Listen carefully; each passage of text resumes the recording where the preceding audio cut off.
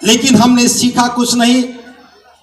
हमें बौद्ध बनना था तो महिलाओं को सम्मान देना चाहिए था।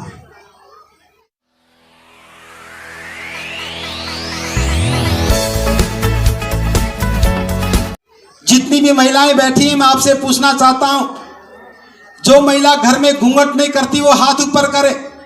जो घूंघट नहीं करती हो, 4 हाथ उठे हैं सिर्फ।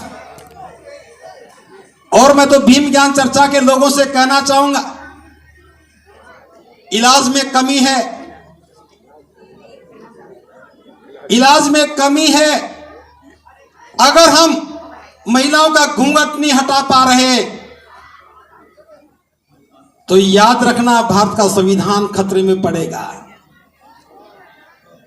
कितना काम करना था, कितनी देर लगनी थी। इस आयोजन में बस एक ही बात करते, जो व्यक्ति अपनी जीवन संगिनी का घूंघट हटा सकते हैं वो आए, और जो ना हटा सकता वो बाहर खड़े रहे। कौन करेगा इस काम को? किसी को तो बुराई लेनी ही पड़ेगी। चूंकि ये बात मैं कह रहा हूं इसलिए बुराई का पात्र बनूंगा, लेकिन आज मैं बहुत कड़वी बात कह रहा हूं। जो भी पुरुष अपनी जीवन संगिनी को घूंघट में रखना चाहता है वो मनु का समर्थक है, बाबा साहब का अनुयायी कभी नहीं हो सकता।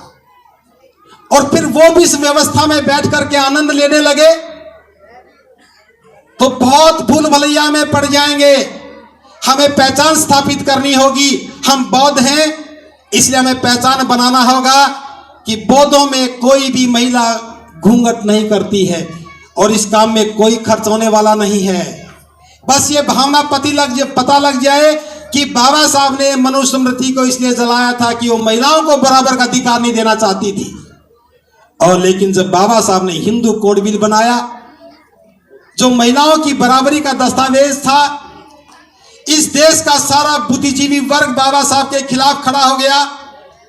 इस देश के सारे धार्मिक संगठन बाबा साहब के खिलाफ खड़े हो गए। इस देश की लोकसभा में बैठा हुआ प्रत्येक व्यक्ति बाबा साहब के खिलाफ था। और जब बाबा साहब ने हिंदू कोड बिल का प्रस्ताव रखा तो प्रस्ताव गिर गया, पास नहीं हुआ, और बाबा साहब ने वहां त्याग पत्र दे दिया। बाबा साहब ने कहा कि मैं डॉक्टर अंबेडकर, जो भारत का कानून मंत्री हूं, और मेरे कानून मंत्री रहते हुए अगर मैं देश की महिलाओं को पुरुषों के बराबर हक नहीं दे सकता तो मुझे मंत्री बने रहने का कोई मकसद नजर नहीं आता। और यह कहकर के बाबा साहब ने त्याग पत्र दे दिया, इसी बात के लिए कि वो समर्थक थे महिलाओं की बराबरी के। और आज मैं मंच पर खड़ा होकर के पूछ रहा हूं बाबा साहब के अनुयायियों से कि बाबा साहब का स्वाभिमान कितना मजबूत था, क्या हमारे लिए अनुकरणीय नहीं है? अगर आज इस धम्म उत्सव में, आज इस बौद्ध उत्सव में हम एक संकल्प ले लें, जो लोग यहां आए हैं मैं उन्हीं से बात कर रहा हूं, जो मेरी बात नहीं सुन पा रहे मैं उनसे कोई बात नहीं कर रहा हूं।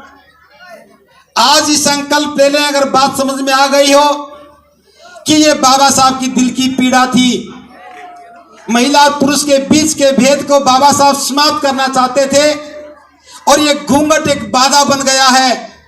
महिलाओं के साथ कितना अमानवीय व्यवहार होता है, इस पीड़ा को समझने की कोशिश करना।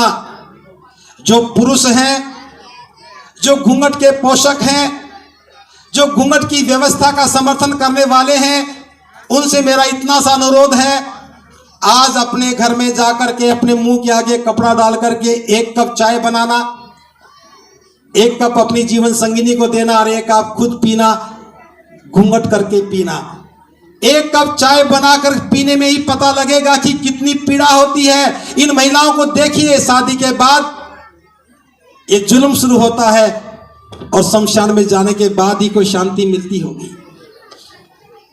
मैं इस पीड़ा को समझ रहा हूं, इसलिए मैं बता रहा हूं, हमें महिलाओं को बराबर का हक देना चाहिए था, लेकिन हमारी मानसिकता आज भी वैसी की वैसी है कि हम तो पुरुष हैं, घर का काम तो महिला करेगी, हम तो पुरुष हैं, घूंघट तो महिला करेगी, हम तो पुरुष हैं, बारात में तो हम ही जाएंगे।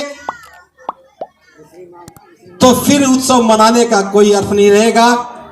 इसके साथ साथ अगर बाबा साहब को ठीक से समझ रहे हैं तो बाबा साहब की उस पीड़ा को भी समझना चाहिए था। बाबा साहब को छात्रवृत्ति मिली, छात्रवृत्ति के साथ एक शर्त रखी थी कि 10 वर्ष तक बड़ौदा रियासत की सेवा करनी पड़ेगी, लेकिन बाबा साहब 10 दिन नौकरी कर पाए। उन्हें मलाल था इस बात का कि मैं उस शर्त को पूरा नहीं कर पा रहा हूं, और उस शर्त को पूरा करने के लिए बाबा साहब ने उस छात्रवृत्ति को लौटाना शुरू किया। मुझे छात्रवृत्ति मिली, आप सबको मिली, करोड़ों लोगों को छात्रवृत्तियां मिली। क्या हम लौटा रहे हैं? छात्रवृत्ति मिली, हमने पढ़ाई कर ली, नौकरी मिली, फिर नौकरी पूरी कर ली, छात्रवृत्ति नहीं लौटाई। समाज को ज्ञान बांटने का जो अभियान था, आंदोलन था, वो स्थिर हो गया।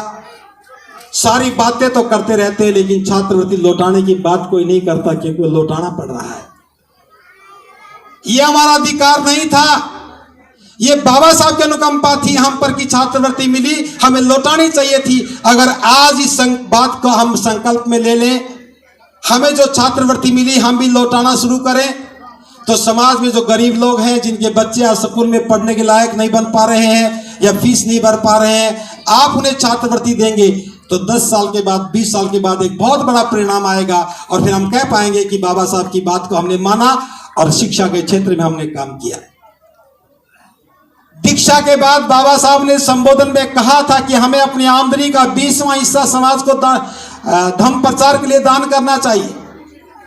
20वां हिस्सा दान करना था, लेकिन जो सामाजिक कार्यकर्ता हैं वो तो इस बात पे संतुष्ट होते हैं, जी मैं तो 20वां हिस्सा खर्च कर देता हूं।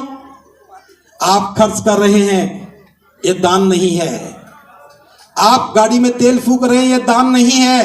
तनख्वाह सारी आप खर्च कर रहे हैं, इसलिए हमें दान करना चाहिए धर्म की व्यवस्था के लिए। अगर हम धर्म की व्यवस्था के लिए दान करते तो इस क्षेत्र में हमारा बहुत सुंदर बुद्ध विहार बना होता। आज दिल्ली में सैकड़ों बुद्ध विहार हैं, गाजियाबाद में भी बहुत सारे बुद्ध विहार हैं। मैं भी अपनी पीड़ा को आपके बीच में रख रहा हूं। एक भी ऐसा बुद्ध विहार नहीं है जो किसी भिक्षु के रहने के लिए बना हो। संघमित्रा बुद्ध विहार को छोड़ देता हूं, वहां कोई रोक टोक नहीं है, अभी मेरा पड़ाव वहीं चलता रहा है। बुद्ध विहार तो बना लिए, लेकिन भिक्षु के रहने की जगह नहीं है। अगर कोई भिक्षु भी आता है तो इंटरव्यू देना पड़ता है। उपासक भिक्षु के सहारे चलते हैं, यहां तो भिक्षु को उपासक के सहारे चलना पड़ता है। इस धर्म को गलत दिशा में ले जा रहे हैं।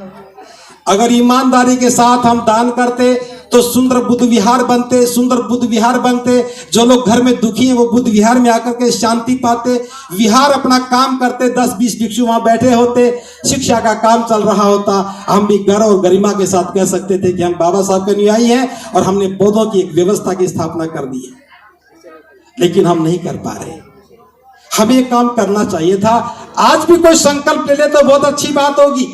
आप जितना कमा रहे हैं बाबा साहब के आदेश को मान करके उसमें से 20वां हिस्सा 100 में से 5 रुपया दान करना है धर्म की व्यवस्था के लिए, तो मैं समझता हूं ये उत्सव मनाना हमारा सार्थक होगा।